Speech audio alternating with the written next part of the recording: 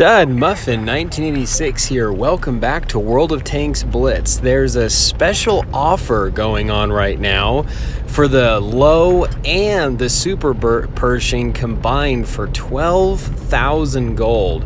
If you don't have any gold, you'll be spending about $50. If you have some, you could probably get some of the lower bundles of gold to get it for cheaper.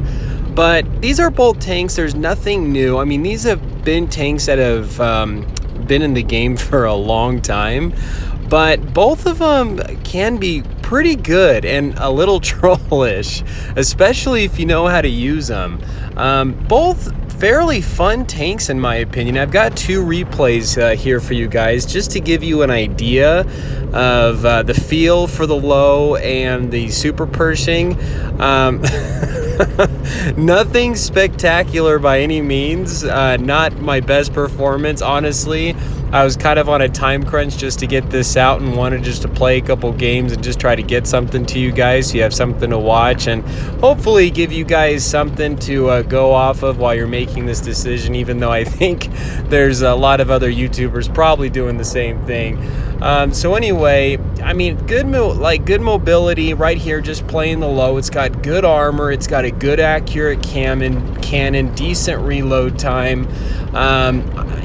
It has a very trollish gun mantlet, like that cannon plate, very cone shaped, covering almost the entire front. But if you turn your tank too much, just like how I'm doing here, totally not paying attention, I just end up getting clocked from the side, thinking the enemies were maybe a little bit further behind the hill or distracted. And I ended up kind of getting wasted here a little bit, but you'll be able to see just a little bit when moving your tank. It's got massive side, or not so much on the side, but it's got massive tracks, and you can use that to your advantage because when the enemy hits those, you have a really good chance of blocking that round with it. Even though it may track you, you won't be absorbing as much damage. So I am definitely taking hits here.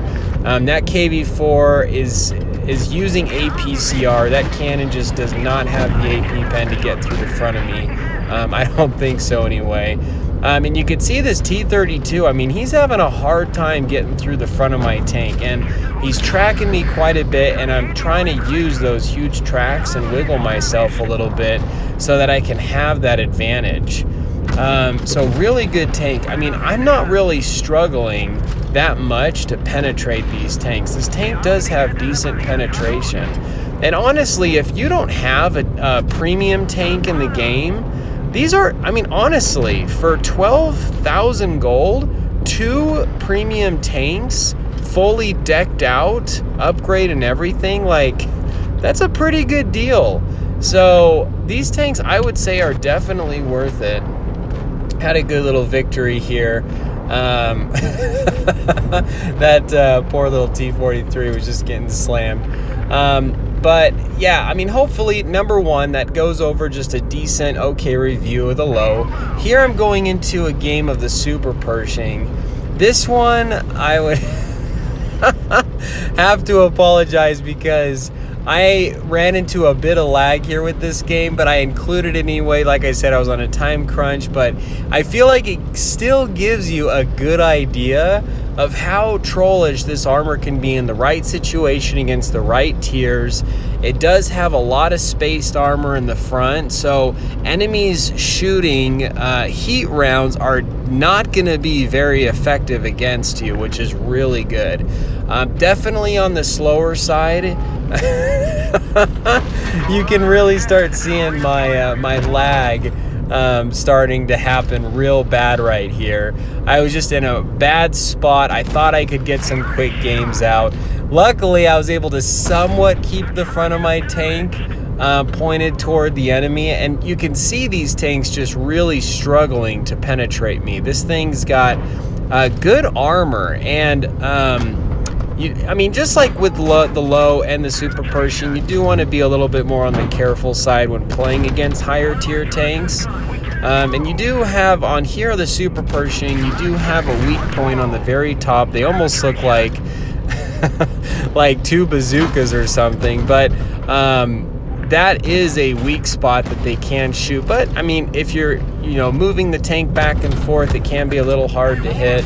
And these tanks, I mean, that T49, if it weren't from his high pen HE round, that thing would do absolutely nothing to me. But these guys, I'm actually surprised. I'm totally lagged out trying to do whatever I can. And I'm still able to just give these guys heck. So, quite entertaining. And I get finished off right here. Just really, you know, nothing I could have done.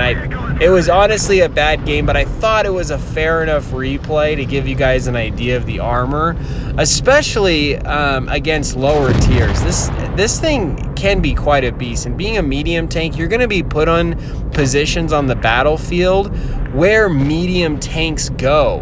And where heavy tanks are placed, where medium tanks are placed, are a little differently, I think, on the map.